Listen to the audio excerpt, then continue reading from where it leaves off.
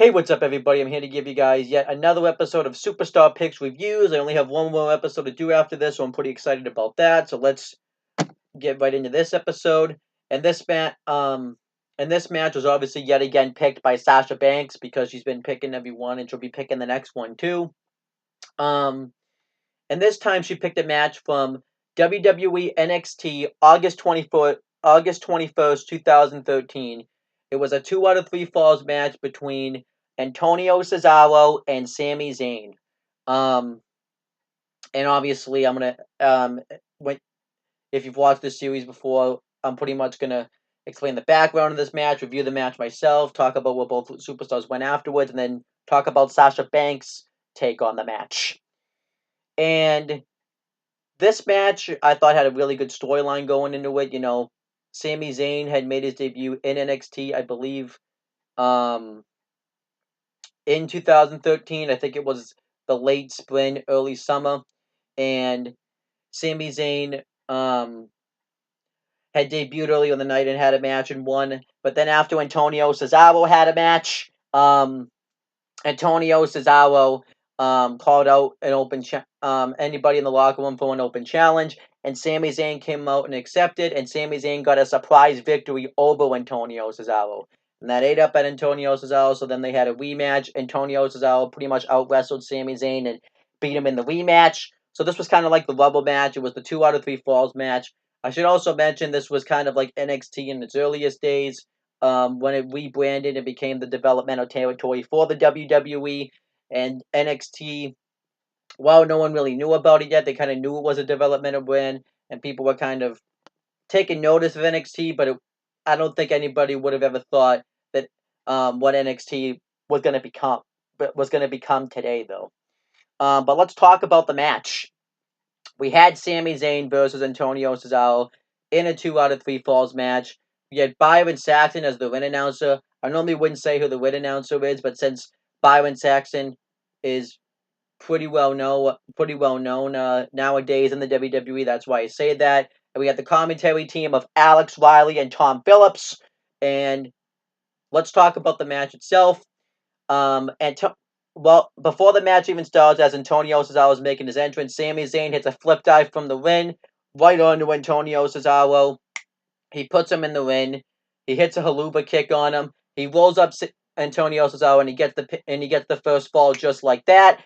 So immediately Sami Zayn is up 1-0. I kind of like that in the match. It was kind of like a nice explosive way to stop, and it was kind of like a nice surprise victory for Sami Zayn. So obviously, Antonio Cesaro is upset about this, but Sami Zayn out-wrestles him throughout the beginning portions of the matchup. He throws him on the outside. He throws him into the steel steps. He beats the crap out of Antonio Cesaro. He hits a high cross body on him. Antonio Cesaro misses a double stomp, and Sami Zayn tries to beat him with a roll-up. But then eventually Antonio Cesaro is able to get the upper hand with a wicked big boot. And Antonio Cesaro takes control. He hits a wicked uppercut on Sami Zayn. He gets him into a weird chin lock a ton of times. He hits an uppercut on in the corner. He goes for his gut wrench throw. Sami Zayn tries to counter into a roll up, but Antonio Cesaro is able to kick out of it. And then Sami Zayn hits a hurricanrana on Antonio Cesaro. He starts to mount a comeback, but then eventually Antonio Cesaro gets Sami Zayn into another weird chin lock, and Sami Zayn ends up tapping out. So Antonio Cesaro gets the second fall, and then the match kind of goes back and forth. Antonio Cesaro continues to stay in control. He hits a running uppercut into the corner. He hits an apron suplex, but Sami Zayn kicks out of it. Sami Zayn hits a running, rolling, sit out sunset flip onto Antonio Cesaro, but Antonio Cesaro kicks out. He tried to beat Antonio Cesaro at one point with the roll-up when he went for a suplex, but Antonio Cesaro was way too powerful, so then he went for it anyways, but then Sami Zayn rolled out the other side and hit a roll-up, which I thought looked really cool. And then Sami Zayn hit a haluva kick, which wasn't his finisher yet, but I still like to call it the haluva kick. That's what I'm used to. He tries to get the win that way, but Antonio Cesaro kicks out. And then Sami Zayn hits a spinning DDT right off the top rope right on to Antonio Cesaro. And then he hits his running DDT right through the bottom turnbuckle, right through the bottom rope, while Antonio Cesaro was on the outside, which I love that move. And he tries to get the win that way, but Antonio Cesaro kicks out, but then Antonio Cesaro hits a wicked uppercut and then the neutralizer for the win. And Antonio Cesaro wins the matchup, but Sami Zayn still looks really strong because he took Antonio Cesaro to the limit, and it really could have gone either way. And that was pretty much the match. And the crowd was really into this match. Afterwards, they chanted "Match of the Year" because it probably was one of the best matches in 2013. I wouldn't disagree with that. And I like this. I kind of liked Antonio Cesaro working with Sami Zayn because it gave Sami Zayn some nice exposure. It gave him some experience being in a WWE win, so I thought that was nice. And obviously, it was a great match. If I had to rate this match, I don't think it's a great match. I think it's actually, yeah, I think it's a really good match. I'm gonna give it 3 3/4. It's not as great. If you watch the NXT Arrival match, this match, easily is topped by that. Like the NXT Arrival match easily tops it. So, but this match is still probably the second best match they've ever had. And I think what this match does is it kind of shows you. Maybe you didn't really know it, and you really probably wouldn't know if you watched this match, but it kind of shows you maybe what NXT was about to become. Because this was kind of like one of the first great matches that NXT had. It was tremendous. So maybe so maybe if you want to kind of watch it on that way, because obviously afterwards all the other indie guys would come in NXT, and we would consistently see great matches in NXT, and this match kind of set that tone for it. But let's kind of talk about the aftermath of this match. Obviously, this feud wasn't over yet. Antonio Cesaro, whose name was just Cesaro by that point, would have one final match with Sami Zayn at NXT Arrival because Sami Zayn wanted to earn his respect, and they had the first ever match to air ever on the WWE Network. NXT Arrival, February what was it? February.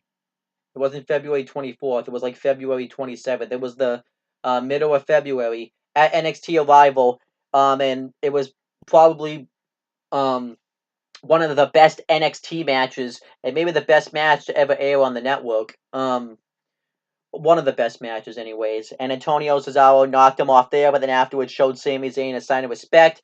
And then they would start that storyline with Sami Zayn where he just couldn't win the big one no matter what. He couldn't win the NXT championship. He couldn't become the number one contender for it. So then they rebuilt him. They had him go through all his wins and finally get his big wins. And then finally at NXT TakeOver All Evolution, Sami Zayn finally won the NXT championship. And it was a much for him, but then unfortunately he lost it in February, and then he obviously was injured, and then he came back, and then he tried to go for the rematch again. He was injured again, and then eventually in NXT, he had his final match at NXT TakeOver Dallas, and then he went on to the main roster, and he really hasn't amounted to much on the main roster, unfortunately. Right after his feud with Kevin Owens faded out, he really didn't do much, and then obviously he just recently turned heel, and he was doing a little bit better, but but he was definitely doing a lot. I would say a lot better than just barely getting booked. But then eventually, he just recently earlier this year towards World Tater Cup, and he had his last match at Money in the Bank earlier this year. As for Antonio Cesaro, he would go on to win the Andre the Giant Memorial Battle Royal at WrestleMania 30, and then really didn't amount to much. And then he formed a tag team. He was a WWE Tag Team Champion, but then when his partner got hurt, he went back to singles, and then he got injured himself. And then he came back, tried. Him and Sami Zayn were part of like a 4-way match for the IC title at Extreme Rules 2016. And then obviously they were both part of the Money in the Bank match. And then they were both drafted. Actually, no, they weren't both drafted to different brands. Then Cesaro was put back in the tag team divisions. He's been a 4-time Raw Tag Team Champion since then. Then obviously now he's on SmackDown, and they didn't have anything to do for him, so he's just recently kind of shows up when they feel like when they find plans for him. And then yeah, overall though, I guess the wrestlers themselves haven't benefited that much from this match. I would say if you had to ask me, Antonio Cesaro has probably benefited a little bit more because he's gotten bigger spots, and it feels like that he's being used a little bit better than Sami Zayn, but that's because Sami Zayn's hurt. Who knows what would happen right now? As for the commentators, Byron Saxton now is the babyface commentator on SmackDown. He eventually would join commentary in NXT, and then was called up to the main roster. He did commentary for both shows. Then when it was the brand split, it was just Raw, and then he was drafted over to SmackDown.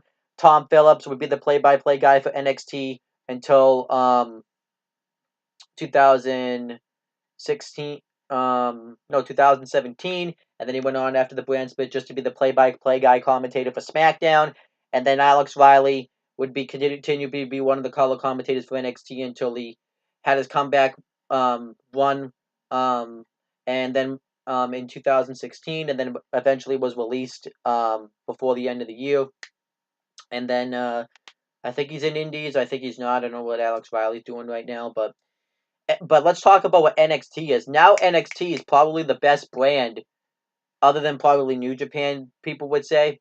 Um, it's one of the best weekly televised shows, which I think is awesome. You know, everybody loves NXT now. It's consistently the hottest brand. It would go on to maybe become the hottest brand, obviously, once the network aired, but then once they started to catch fire, I would say in August of 2015, after they had their first special event in NXT TakeOver Brooklyn, they would finally, NXT finally became one of the hottest brands, and then obviously it cooled off a little bit, maybe towards the end of 2016, going into kind of 2017, but then it's recently kind of heated back up again, and everybody loves NXT. But NXT's remained a consistently great brand since then. I don't think anybody ever would have thought that if you think about it back in 2013. So it just kind of shows you, and that's pretty much what kind of Sasha Banks was on this match. And this match kind of sets the tone for what NXT would become, and it kind of showed that you got that platform to have consistently great matches and to be utilized greatly. And obviously, Sasha Banks would have her time. She probably had one of the best matches in NXT. He's At NXT Takeover Brooklyn in 2015. So, and she's had consistent great matches in NXT, and she was utilized greatly. And NXT has just been the place to be. So overall, I think Sasha Banks is absolutely right. But that's pretty much the end of this video. I really don't have anything left to say.